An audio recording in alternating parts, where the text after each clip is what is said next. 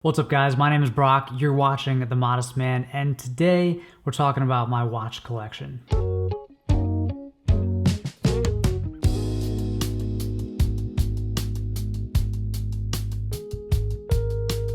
Alright, just 3 short years ago, I made a video called The Only 3 Watches That You Really Need, and in that video, I featured a watch from a fashion watch brand. Now, that wasn't a sponsored video. At the time, I just really liked that watch. It was one of the first watches that I wore regularly, and in fact, I credit that brand for getting me into this expensive and addictive hobby. Granted, I don't wear fashion watches anymore, and in fact, when I'm talking to people who want to buy their first watch, I try to steer them away from fashion watch brands like Vincero and Movement and Daniel Wellington and The Fifth, because I think that they don't offer a lot of value for your money. But I did make that video, and I still get a lot of heat in the comments section, rightfully so, and it just goes to show how much can change in a short time once you get into watches, once you get bitten by the bug. All that to say, my watch collection is in a much better place these days, and I want to show it to you today. This past year, I pared down my collection a lot. I sold off a lot of the watches that I didn't actually wear and that I didn't love, and I've narrowed it down to just 6 watches that has me covered pretty much for any occasion, sometimes twice. So let's run through all 6, starting with the most casual. First up, we have the Casio F-84W. Now, this is a $15 watch. It's very similar to the F-91W that's much more popular, but apparently this version was manufactured for sale in the Japanese domestic market. The most substantial difference between the two is the strap. This one has kind of a soft, very thin rubber strap. The 91W has a harder, thicker strap. The 84 is also slightly thinner. The case diameter is just 8.5 millimeters, so it's super thin. And this is probably because it was produced to sell in a country that, generally speaking, has smaller people. So since I have smaller wrists, this is actually a great watch for me. This watch has an alarm. It's got a stopwatch, an hourly chime, a little LED light, and it's not technically supposed to be very waterproof, just slightly water resistant, but I've swam with this on in the ocean several times and I haven't had any problems. So if you like that kind of retro digital aesthetic and you don't want to spend a lot of money, I think the Casio F-84W or the F-91W are both great choices. Next up, we have the Hamilton Khaki Mechanical. Now, Hamilton is a brand that was born and raised in America before being bought by Swiss-owned Swatch Group. It's got a lot of heritage, and in my opinion, Hamilton makes some of the best watches for the price. Their Khaki line is very popular. There's actually a few different versions of this Khaki field watch. This is the manual wind version, and it's the older one. So they have a new manual wind version that's got a slightly different dial, no date window. And then they also have an automatic version of this watch, which is just slightly thicker in case thickness, and then slightly more expensive. I really like this one, which is the older version of the manual wind or mechanical watch. I like this one because it has the date window, which I use regularly, and because it's not automatic, the case is very thin, so it's just got a very kind of slim profile as it sits on your wrist. Now, I've tried this 38mm watch out on a few different straps, including like a black NATO strap, but I always come back to this canvas beige factory strap that it came with. I really like it. I did have to poke an extra hole because it wasn't small enough, but otherwise I like the color and it's aged really well. But I've seen this watch on leather straps, NATOs, you know, you could really put it on anything. In a given week, I wouldn't be surprised if this watch gets more wrist time than any other. Okay, number 3, the Seiko SKX013. So this was my first dive watch, my first automatic watch, and I don't know, it just has a special place in my collection. It's really hard to find smaller dive watches.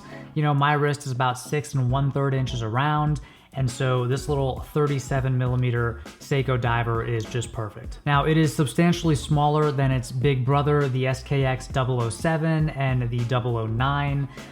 It's 37mm in diameter, but it's still 13.5 millimeters thick. So it's a squat little watch, and you know, I think that's fine because it's a dive watch. Now, I can already hear you in the comments, why do you need a dive watch? You know, no one needs a dive watch, you don't go diving, blah, blah, blah. yeah, no one needs boots or jeans or bomber jackets either, but they're still pretty cool. So to me, this wears more like a 39mm. It definitely doesn't feel as small or lightweight as something like the SNK series that's also 37mm. So it's got a lot of wrist presence. This ships on either a black rubber band or a kind of flimsy Jubilee bracelet, and I wore it on the Jubilee bracelet for a long time before upgrading to this Oyster bracelet from Strapcode.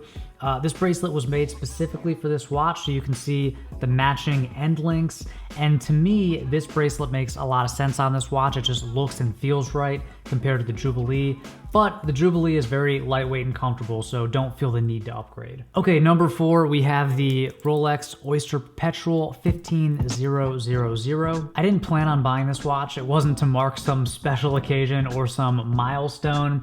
I had actually bought my first luxury watch, the Datejust, which we'll talk about in a minute, a few months prior, and at the time, that Datejust was like my grail. It was the perfect watch, and I still love it. I still wear it. But as I was wearing that, I really started to notice the Oyster Perpetual line. I think after wearing the 36mm kind of dressy Datejust, I started to appreciate first of all, the 34mm size of the OP, and then also just the more casual nature of it. You know, the smooth bezel, the Oyster bracelet. It's just a nice little sporty everyday watch. Now, my daily style is very casual, so, you know, a more casual watch makes more sense for me than a more dressy watch. So I saw this listed on Reddit's Watch Exchange, which is an awesome place to buy secondhand watches, by the way. I was enamored by the smoky gray dial, the smooth bezel, the Oyster bracelet.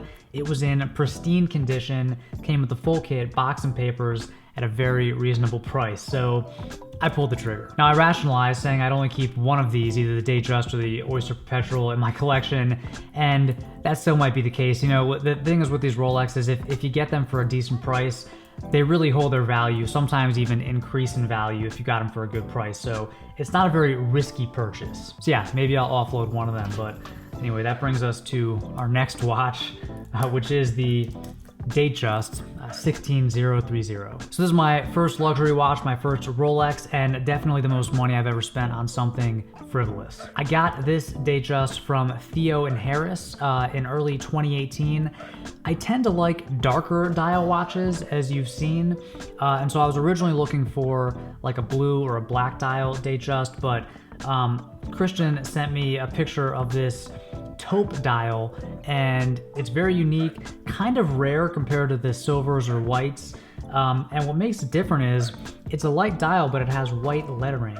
And depending on the light, it can either look silvery or more of like a champagne, like a warm gray color. This watch was made in late 1984, most likely. So that makes it just a few months older than me.